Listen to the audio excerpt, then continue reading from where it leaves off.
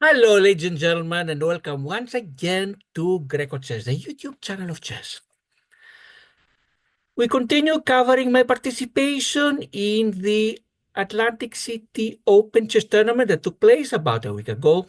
In the previous videos, I've shown my first 5 games.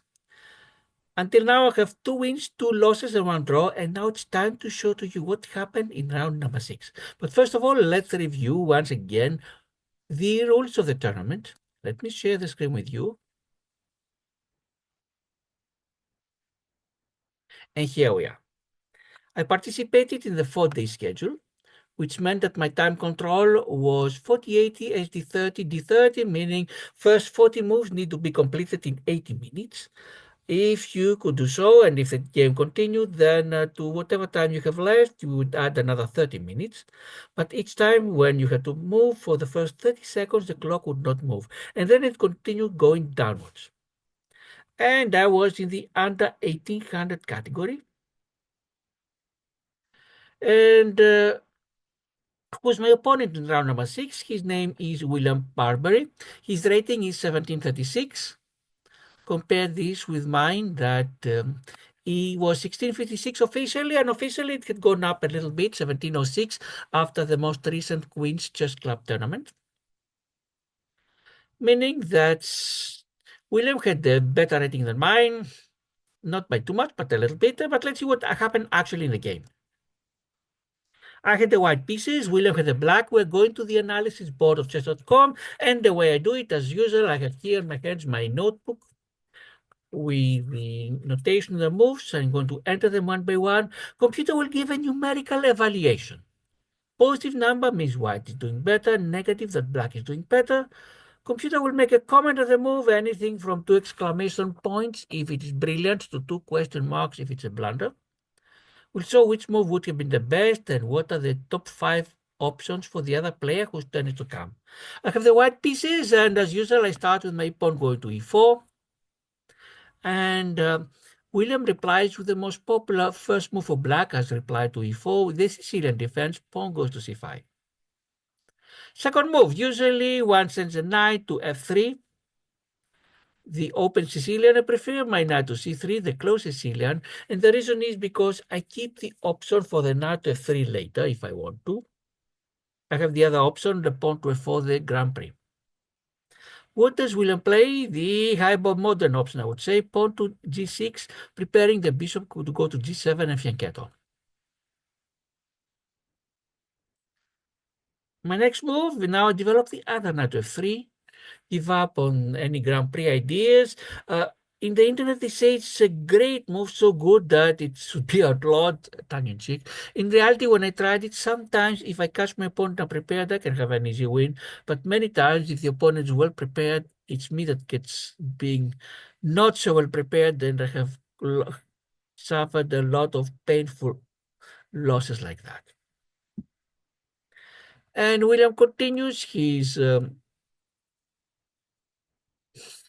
fianchetto, bishop goes to g7, controls a long diagonal, not exactly controls yet, but exerts pressure on the long diagonal from a1 to h8. What do I do? Send a second pawn to the center. That's what you want in the opening. Pawns in the center, pieces develop. And William did not let me enjoy it for too long. He's going to take, and I take back with my knight. My knight now on d4 is attacked twice by the bishop, is attacked once by the bishop on g7 and defended once by my queen on d4. And William clearly doesn't not want to exchange it because then my queen on d4 would be very powerful and attack the rook on h8. That is why, no surprise, he's going to develop his knight from b8 to c6. And now my knight's attacked twice by the knight and the bishop and defended only once by my queen. 5 moves have passed and I'm ahead by 0.45. That means almost nothing. All of them are book moves. This little booklet that you see here means that all these moves have been analyzed in open chess theory. What do I do? One option is to retreat my knight, but why do so? Another is exchange the knight on c6. Why do so? Well, pawn would come to c6 and I lose a wonderful knight in the center. And the next option, which computer thinks the best, is defend my knight a second time. And the best way to do so, as the computer says, is my bishop goes to e3. And William develops the other knight f6. The bishop goes to e2, develop my bishop. Of course, he cannot go to d3 because then my knight on d4 will be exposed too much. And bishop on c4 is unprotected. William will send his pawn to d6. We finished 7 moves, and as you see, all of them are book moves until now, meaning they are expected moves, analyzing opening theory, and players, especially at our level, should be at least partially familiar with them. Next move, I deviate from opening theory with my pawn to h3. I don't want anything to land on g4, whether bishop or knight, but since I have both queen and bishop, this was unnecessary, because if anything landed now, I would grab it. Computer thinks it's good, not the best, and as a result, I lose all of my advantage, the small advantage I had, and William will castle kingside. Don't like my knight on c6 being, on d4 being under the pressure from the c6 knight, and that's why I decided it is not a good move. Keep it for future reference. I decided to do exchange. Computer says it's just good. Pawn takes back. No surprise, the pawn on c6 is unprotected, but if only I could find a way to attack it. My queen goes to d2. Why? First of all, make possible kingside castling, but also trying to change the bishop on h6. If I could play again, bishop goes to h6, and we exchange bishops. And the bishop on c7 is very important because since the pawn has moved from g7 to g6, it's a g7 bishop that protects a king. And William will send his queen to a5, exert pressure on my c3 knight. What should I do now? I could send my bishop to h6 and defend, but then my knight on c3 becomes pinned, meaning if I do the exchanges, bishop, bishop, queen, the knight goes to d4 and in a very bad shape because my knight on c3 is attacked twice.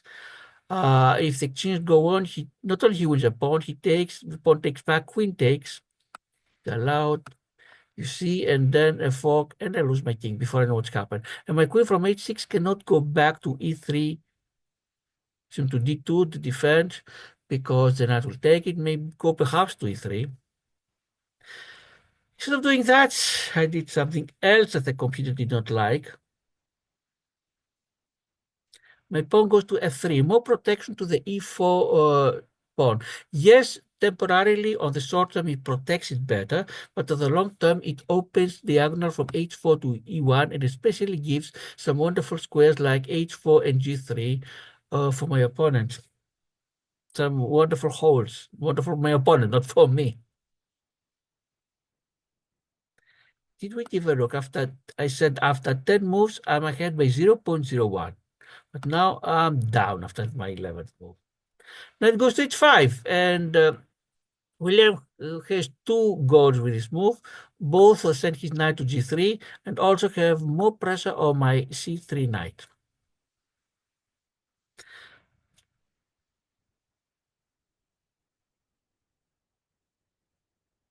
My bishop goes to d4. I want to exchange the bishops. I don't like the bishop on g7 having all this influence. Computer thinks a mistake, but I thought it would make my position a little bit better. We change now. No dark-colored bishop to attack my c3 knight and to defend the king, but knight for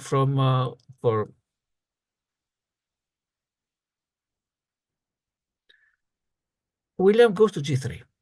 What does he achieve? First of all, on the short term, he attacks my rook on h1 that has only one square to go g1. Then he can take my knight on e2, and I cannot take it back with my knight because it's pinned. I can only take it back with my king.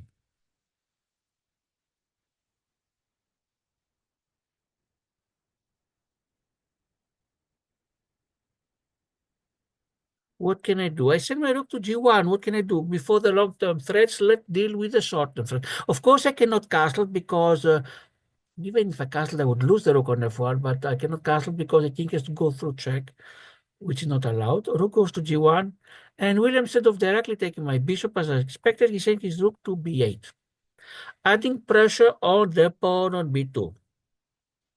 And if I lose it, my knight on c3 becomes even more exposed, although at least there is no dark color bishop yet. I'll be down by a pawn materially. Until now, at least materially, I'm even. How can I save it? Computer wants me to put my rook on b1, then the pawn on a2 is sort of unprotected because the knight that's supposed to protect it is pinned. But I decided to do something else and stop with the pin on the knight on c3, long side, queen side castling, long castling. Mistakes as a computer, and now I'm suddenly down by 4.21. But only I'll be down by too much if William plays the sacrifice the queen on c3. The reason is whether I take it back with the queen or with the pawn, the knight can go to e2 check and win the queen back. Somehow William didn't see it. He takes my bishop on e2 with a check. And we finish 15 moves, then his advantage is not so huge as it could have been. He's ahead by, quote unquote, only 1.32. Here, I have only one option. To lose more material and to not lose my queen is knight takes knight on e2. Now queen takes pawn on a2, and now black William is ahead by a pawn. Finally, his strategy is bearing fruit in material. What can I do? My pawn on b2 is attacking. For the time being, is defended by my queen on d4, but you don't want the entire queen to defend this pawn. It's not just a pawn. It is that if the pawn goes away, he's very near mating. What can I do? Let's start preparing, defending as much as possible. If possible, move the king as much as possible to the king side. Be away from the danger. Rook goes to d3. His computer thinks a blunder. Pawn goes to c5.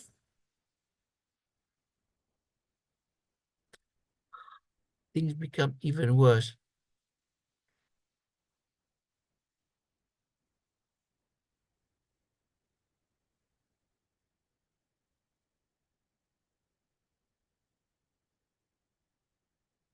And there's a danger if you see, if I send my queen to c3 as I was thinking to continue protecting, bishop goes to h6, attacks the rook. If the rook goes, I lose my knight and things become even worse. So I played the best possible move according to the computer.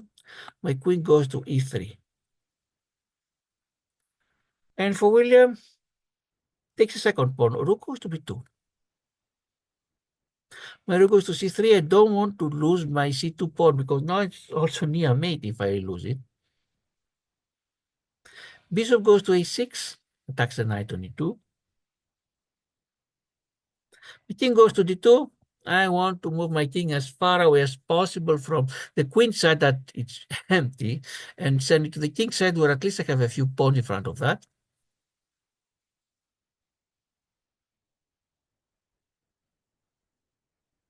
And surprise, surprise, William exchanges. He's ahead in material and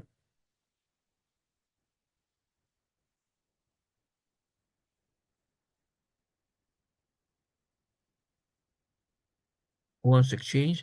Computer would rather have me put my queen on e2, maybe. I'm sorry, I made a mistake. Well, okay, we finished 20 moves. And computer says I'm down by 3.51. Williams ahead by 3.51. The 21st move, I'm sorry, I copied it wrong. Let me delete the move. My queen took on it too, and not the king. The best is a computer. That's what I actually did in the game. Now, how does William continue? He places his rook to b4, the second best move according to the computer. If you see here the computer options. My queen goes to e3 to give coverage to my rook. Queen goes to a5 for William. What he wants is, if he can somehow remove my c3 rook, he'll have a wonderful discover check. He can easily have perhaps a check, or rook goes from b4 to d4 if he could play again.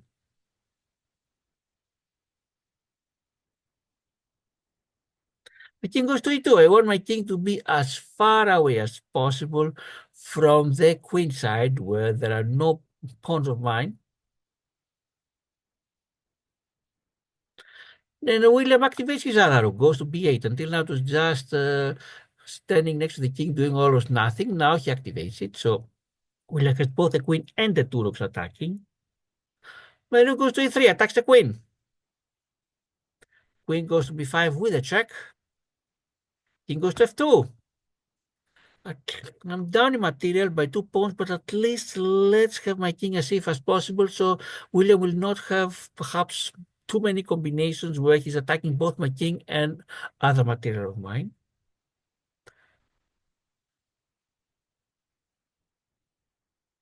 And William, since he's rook on a4, wants to exchange his second material. Why not?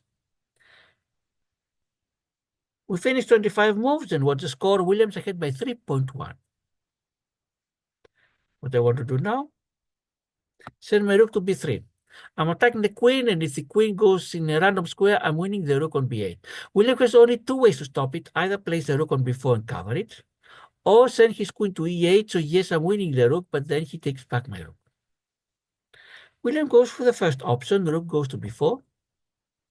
My rook goes to a3. Any chance of a threefold repetition? And I'm also attacking the a7 pawn. William covers it not by sending back the rook to a4, but by sending his rook to b7. Now I'm activating my rook that was hidden on g1, sending to a1. So I'm attacking the pawn twice. Queen goes to b6, defends it. You see, currently the pawn a7 is attacked twice by my two rooks, and it's defended twice by the rook and the queen. My rook goes to a6, attacks the queen. Queen goes to c7, continues protecting the a7 pawn. My queen goes to a3, and now the pawn on a7 is attacked 3 times by my rook, by my queen, and by my rook, and it's defended only twice by the rook and the queen. And it seems there's no way that William can send a third piece because the rook cannot go, and the rook on b4, the remaining piece, cannot go there to protect it. No other pawn on rook can defend a7. The king is too far away. It seems I'm winning the a7 pawn, but William counterattacks. His rook goes to b2. And yes, I can win the a7 pawn, but then I'm losing the pawn on c2. With a check, by the way. And even if it was not a check, the result would be that while I'm getting rid of the a7 pawn, that is a passed pawn, now the c5 pawn would be a passed, would be both even lower and also protected by d6. If a passed pawn is dangerous, a protected passed pawn is even worse. Finish 30 moves, and William's ahead by 2.59. And what can I do?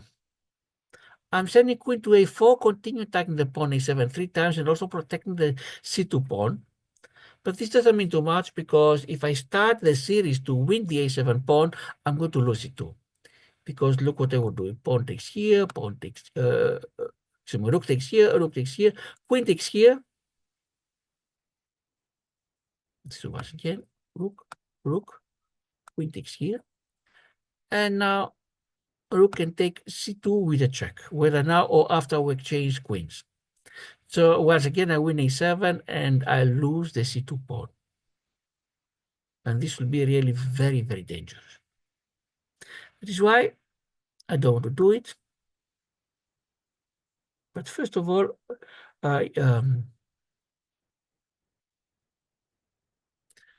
William is to play. He places his king on g7. He doesn't want any checks coming from the 8th rank. My queen goes to c4. More protection to the c2 pawn, and also thinking the following. If I could play again, take, take, I take a7, he takes with his rook, my rook takes here, and his queen takes there, and my rook can go to c3 with a check and win the rook on b2. If it could only work out like that, that would be great. But it's William's turn to play. And he places his queen on d7.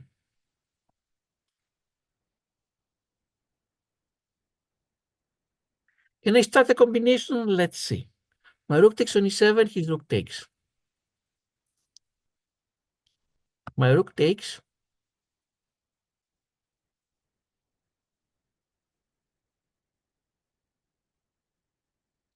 No, I cannot start it because now the pawn on e7, I attack it only twice and it's defended twice. So I cannot win the pawn. But I was hoping that maybe I could check on c3 and win the rook. Oh, let's see. Once again. Take. I take.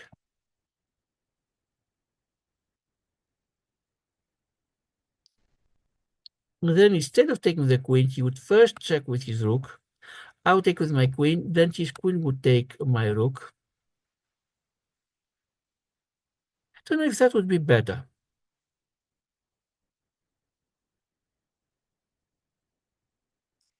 In any case, what I did, computer wants me to check from c3 and start pushing the g4 pawn. See, things were not bad enough. I play a move that definitely was not the best. King goes to e3. I don't want to be under the check.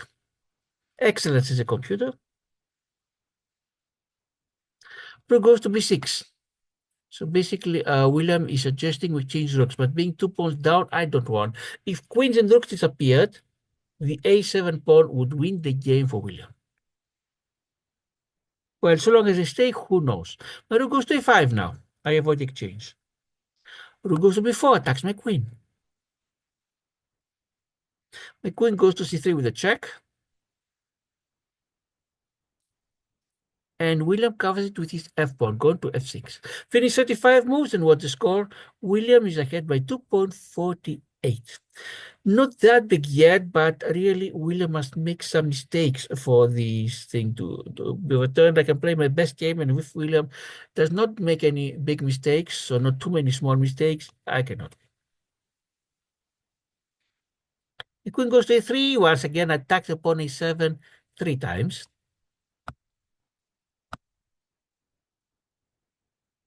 These arrows, when will I master them?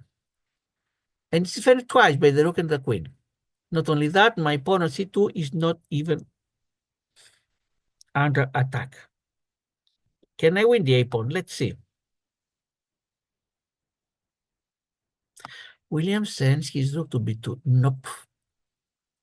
I win it. I win the a-pawn, not only lose the c-pawn, I may even lose the g-pawn.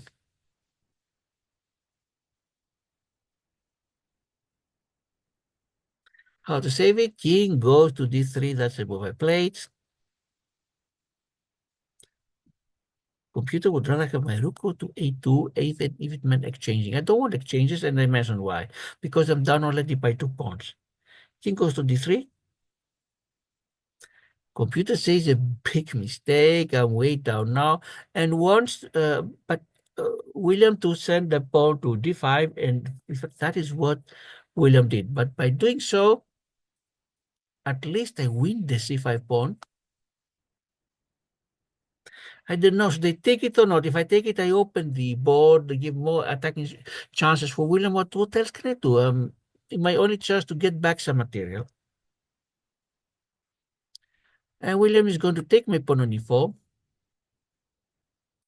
And it's very, very tempting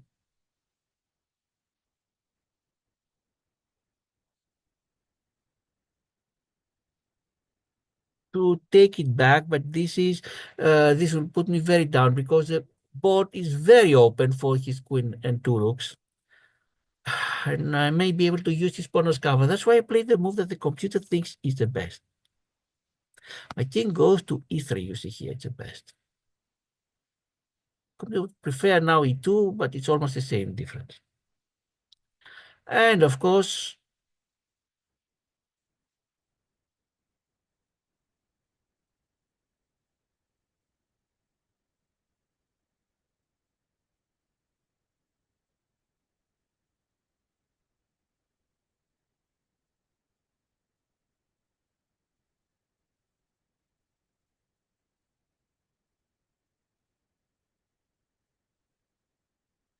William is going to take my pawn on f3.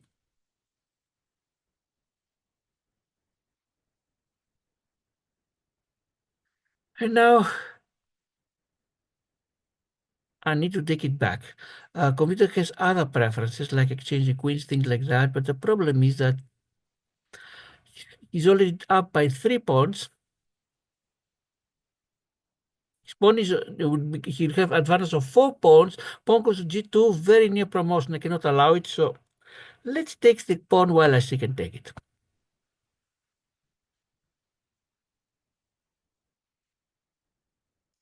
And William will do something that when he did, he surprised me until I found out the reason why. His rook goes to c2. We finished 40 moves. Williams ahead by 4.71, a big difference, but if he makes a big mistake, things can suddenly change. And was that a mistake? You may think maybe, because my rook can take his rook for nothing. But in reality, when he played, I saw it what's going to happen. If I take a queen goes to 5 check and my king moves, then he wins my rook. So he'll end up having 1 extra pawn. Williams ahead by 3 pawns, but what can I do if I don't take the rook now? I maybe reach a point where I lose my rook for nothing. That's why let's take it now while I still can. Rook goes to c2, and no surprise, William sent his queen to f5 check. King goes to g3. I want my rook to be as far away as possible from the center of the board, and his queens and his rooks. Queen takes rook. My queen goes to a6 to attack the rook, but now my only hope is if William falls victim to a one-move attack of mine, somehow misses it. No such luck, and William sends his queen to c7 for a check. King goes to f3. Where else can I go? Definitely don't go the fourth rank to send his rook to b4 and be very near his pawns. I don't want to be near his pawns, clearly. Rook goes to b3 check. King goes to f2. Not sure if this is the best or not. Doesn't have too many options. And queen goes to b6 check. And you see here now William is, although computer thinks inaccuracy, William is forcing change of queens and will go to a rook ending when 3 pawns down. Yes, it said, in fact, Victor Kortsnoy, one challenger for the world championship, once said, but with a lot of exaggeration, that all rook endings are drawn. Not all of them, but with the rook, you might be able to survive even if you're down 1 or 2 pawns, 3 pawns. Unlikely. We finished 45 moves, and Williams ahead by 4.88. What can I do? What can I do? I decided to exchange the queens here because one, let's say, advantage or one small point is that instead of dealing with the A pawn, I deal with the B pawn. And since it's an outside pawn, you want the king to be as near it as possible. But at this point, doesn't mean too much. What can I do? Let's attack the pawn on f7. While William will defend with his king. The pawn until now also his only piece that was undefended. And my rook goes to b7. In the ending, in rook ending, try to put your rook behind passed pawns, whether they are yours or your opponent's. If the difference was smaller, 1 or 2 pawns, this might work. With 3 pawns, I don't know if it's going to work, but let's see. And William starts to marching his pawn down. If he can promote it, he wins, but his rook has to be in the b file to protect it, and as in b1, it blocks the promotion of the pawn. I decided let's have a counterplay with my remaining surviving pawns. h4, rook goes to b2 check, king goes to 3. Pawn to h5 to stop my h-pawn. We finished 50 moves. Williams ahead by 5.58. Will I have any chance? Who knows? King goes to g3 to cover both my g and h pawns. Pawn goes to b4, no surprise. King goes to h3. Pawn to b4, to b3. My king goes to h2. You see now the problem of William. His pawn on b3 cannot move because the rook is blocking. If the rook leaves the b5, I win it. And then really there's a good chance I may draw. He does the only thing remaining, rook goes to b1, but this just postpones the problem for one move. My pawn goes to g3. What else can I do here? His pawn goes to b2. The question, how will he be able to send his rook far away so the pawn can promote without losing his pawn?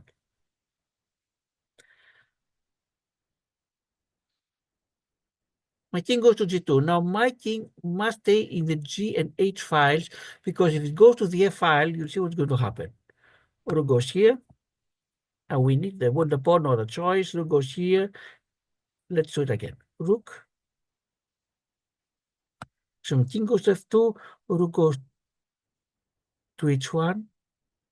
Pawn takes. So my rook takes the pawn. Wonderful, I win it. But then his rook goes to h2 check, and due to the steward, I win. He wins my rook. That's why my king must stay in the G and H files.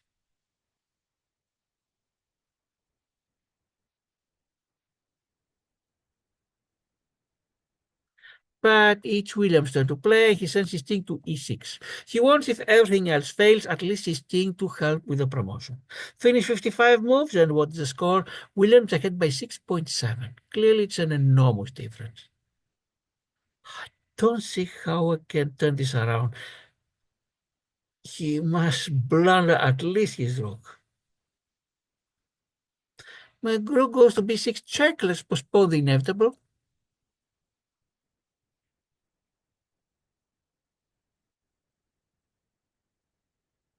King goes to f5. Rook goes to b5 with a check. Covered with a pawn. Now I cannot even do any more checks. And now here I do a big mistake. I knew what I said before, the story of the steward, but I thought my king was safe in both F, G, and H files, but in reality it's safe only the G and H. And from all the stress of the game, I somehow missed it, and I sent my king to F2. I should have sent it to H2.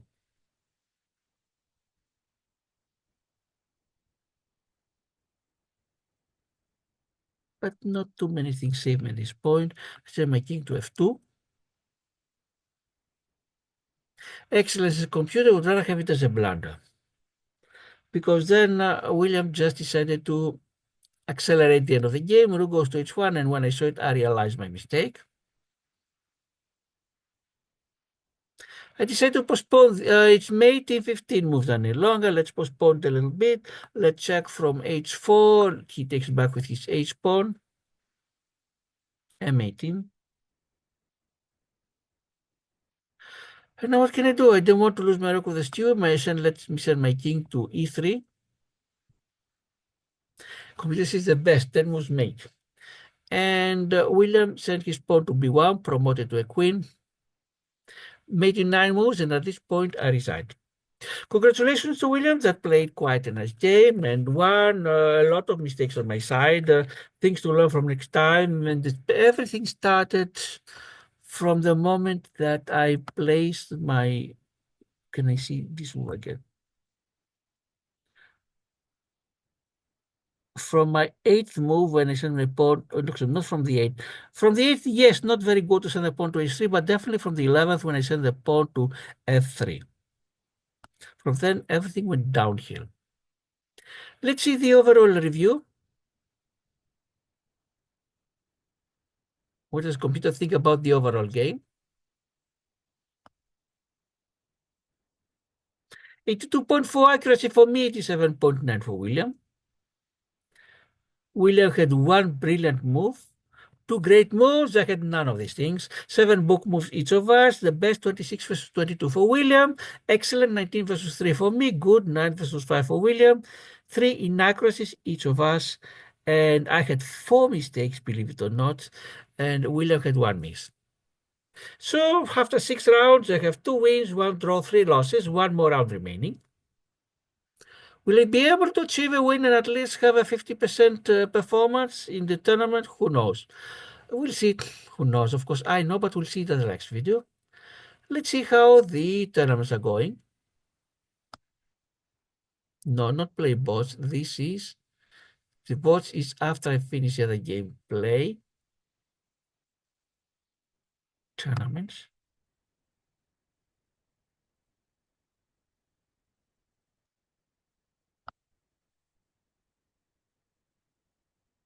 My tournament. grecochess. But how it is finished on the computer. Uh, for the first round out of the 192 games, 132 have been completed, more than two-thirds. I've been eliminated this year by Mr. Hajif. Let's see what's happening overall on the pairings.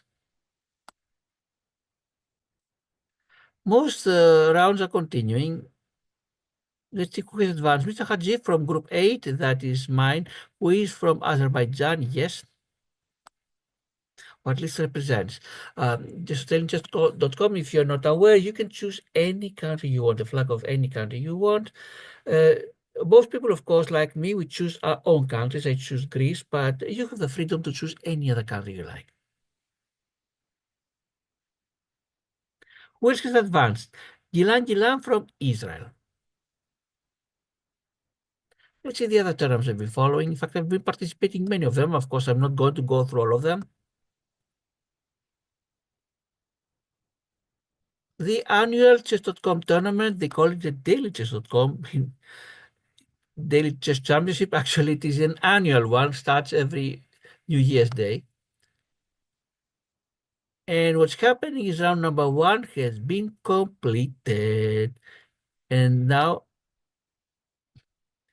with 5,264 out of the 55,394 players participating, and I made it, but unfortunately, I'm the 9th best player, and only one is going to advance. The second round, the first round just recently completed.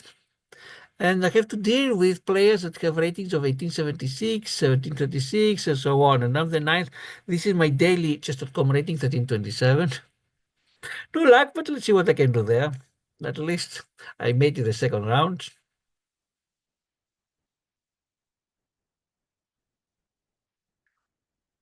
And let's see what is happening at the tournament of my subscribers, Anilor. The Moonline Underwater.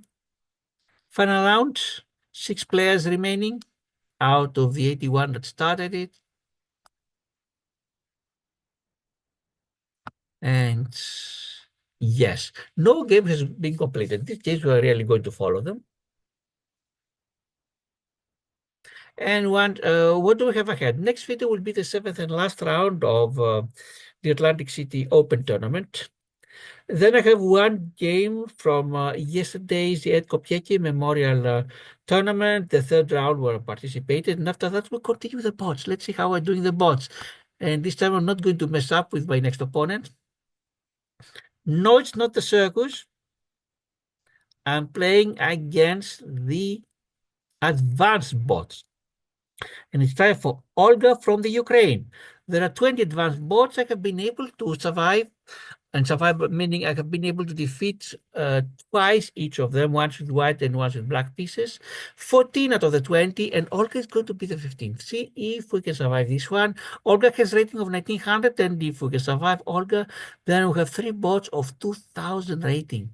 How fast can I go? Yes, it's true they don't play so good as the nominal ratings would imply, but they are really becoming stronger all the time. But that's it for now. Thanks to all of you, to the viewers, the subscribers. We're having new subscribers all the time. If you have not subscribed yet, please consider doing so. To the likes and the comments. I hope you enjoy these videos, and I especially hope you learn, because I'm learning a lot from that. This is the Greco Chess YouTube channel. I'm your host, Karilas Aneziris, and to all of you, goodbye.